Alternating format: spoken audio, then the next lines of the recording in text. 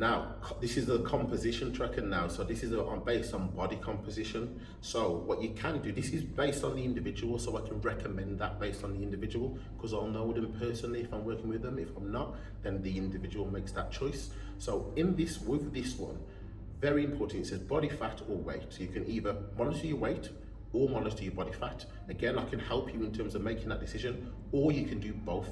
Now, you'll see the 7 boxes. This is based on a weekly basis. Now, you'll see 7 boxes represent 7 days.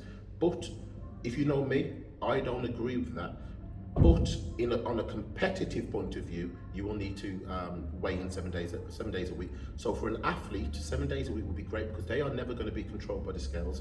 They're never going to be influenced in a positive or negative way by the scales. They're just en route to maybe making weight for a fight or a competition.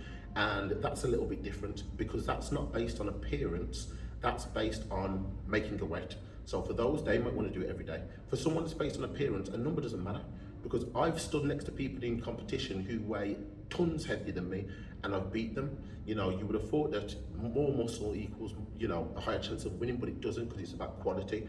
And again, some people sacrifice their physiques for that.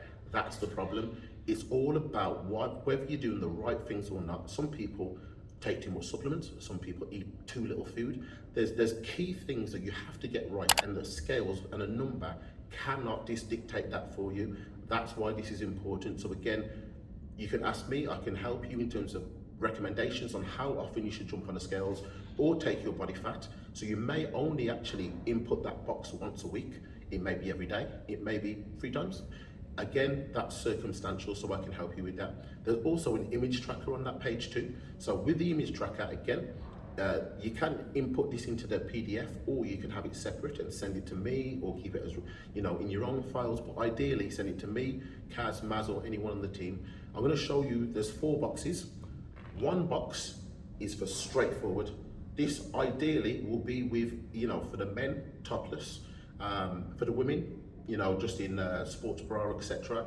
So we can see the stomach area, we can see like the arms, etc. The key areas where the body fat is being held. So from there, it's a front pose. Yep, there. What you're doing, just nice and straight and relaxed. Yep. You then turn to the side. In that position, bring your shoulders back, your chest up. Yep. You then turn to the back, and then to the other side. And that's the 4 poses. Yeah.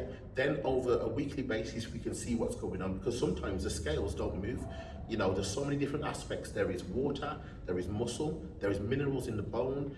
Sometimes you're just dehydrated. It's just one of those things. And actually, this is the confusing thing.